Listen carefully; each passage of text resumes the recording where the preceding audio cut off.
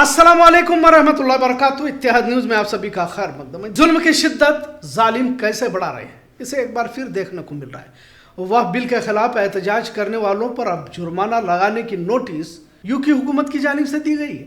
जी हाँ, बड़े ताज्जुब के साथ आज इस बात को आपके सामने रखने की कोशिश कर रहा हूँ, क्योंकि अब तक तो बोलने पर मुकदमे दायर किए जा रहे थे, लेकिन अब सिर्फ काली पट्टियां भी बांध कर एहतजाज दर्ज करने पर भी 2 लाख या 3 लाख का बॉन्ड थाने में देने का हुक्म मुजफ्फरनगर पुलिस ने दिया है। आज कुछ इसी तरह की बातें आपको बताने की कोशिश करेंगे, क्योंकि ये वारदातें हो चुकी हैं। यकीनन कुछ लोगों को हमेशा एतराज रहा है कि आप डराने वाली खबरें बताते हैं, यानी कि मुसलमानों पर जुल्म ज्यादती की खबरें ज़्यादा बताते हैं। अब पर हकीकत है, इससे हम भाग भी नहीं सकते।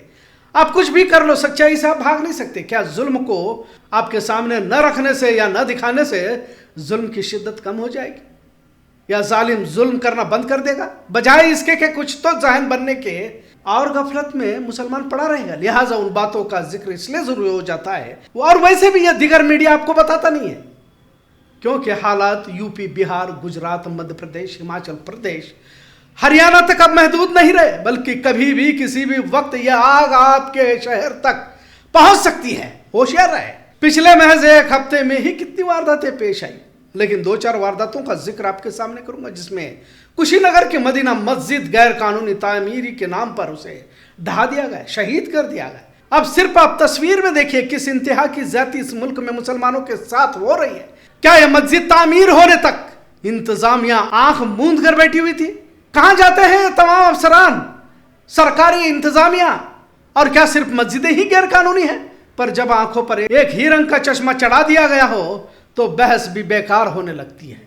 हाल ही में जमीयत के जिम्मेदार महमूद मंदी साहब ने कानून को ही मानने की बात कही, और आगे वजाहत ये भी कर दी कि आप अगर एहतजाज करते हैं तो शरारती अनासिर खुद ही फसाद बर्पा कर आपको बदनाम कर सकते हैं। यकीनन बात तो सही है, पर दूसरा इलाज क्या है ये तो बताए, क्योंकि कानून तमाशगीर बनकर एक तरफा फैसला सुना रहा है।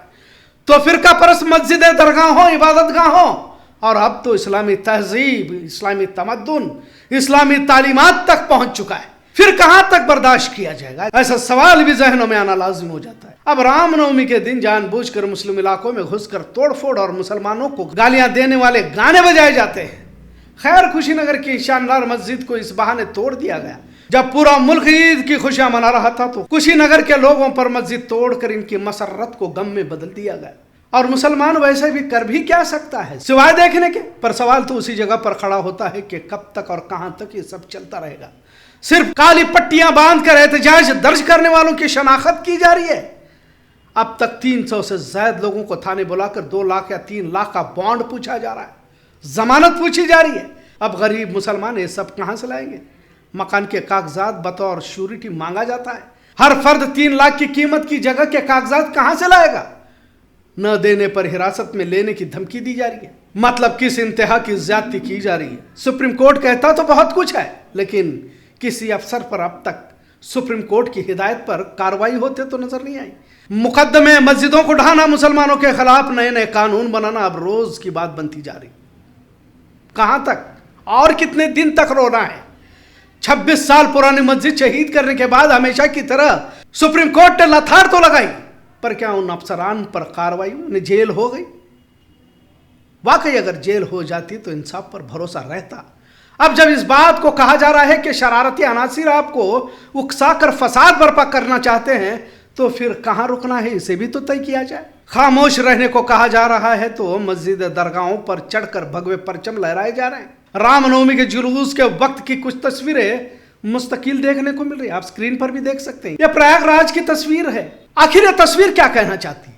आखिर इनके जुलूस, इनकी अकीदत क्या मुसलमानों की इबादत गाहों में आकर ही मुकम्मल होती है?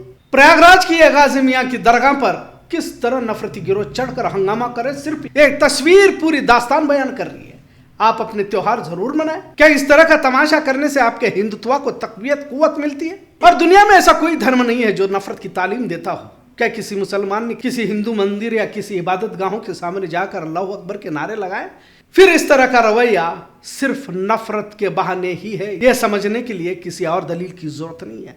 इससे पहले भी हमने कहा था कि कोई भी किसी भी धर्म, जात पात का हो, सख्त कार्रवाई करने से ही नफरत की आंधी को रोका जा सकता है। अगर हुकूमतें इंतजामिया इसको बढ़ावा देते रहेंगे तो चराग सबके बुझेंगे, हवा किसी की ना होगी, क्योंकि जुल्म की आंधियां बहुत कुछ उड़ा ले जाती है। खामोशी को जरूरत से ज्यादा मजबूर भी ना समझा जाए।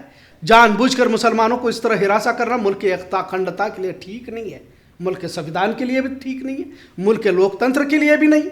अब तो ना तो अदलिया, ना इंतजामिया और ना ही कोई सेक्युलर कहलाने वाला बाकी नजर तो नहीं आ रहा।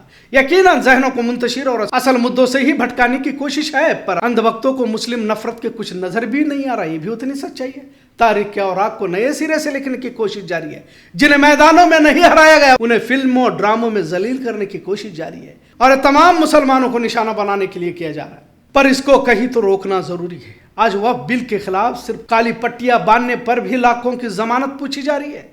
मस्जिदों को गैर कानूनी एनक्रोचमेंट के बहाने शहीद किया जा रहा है, दरगाहों पर भगवे परचम लहराए जा रहे हों और अदालतें खामोश तमाशगीर बनने लगे। वर्दी में भी तासुब अब नजर आने लगा है, तो इनके इरादे भी साफ होने लगे। कौन सा रास्ता इख्तियार करना चाहिए, इस पर पूरी कौम को सोचना होगा। ऐसे दौर में जब दुनिया परस्ती की हिर्स, मुर्तद होने के तूफान का अंदेशा, नए कानून, अकीदत, ईमान पर हमले, एनक्रोचमेंट के बहाने मस्जिदों पर बुलडोजर, अब तो काली पट्टियां बांधना भी जुर्म, और दूसरी तरफ नंगा नाच करते फिरका परस्त, खामोश तमाशाई अदालतें, इंतजामिया, रोजाना बढ़ता जुल्म सितम की शिद्दत का दायरा आखिर कहाँ खत्म होगा, इसका इंतजार हम सभी को रहेगा। आज का मौजू कैसा लगा, इस पर जरूर कमेंट करें। इत्तेहाद न्यूज़ देखने के लिए शुक्रिया। अल्लाह हाफिज।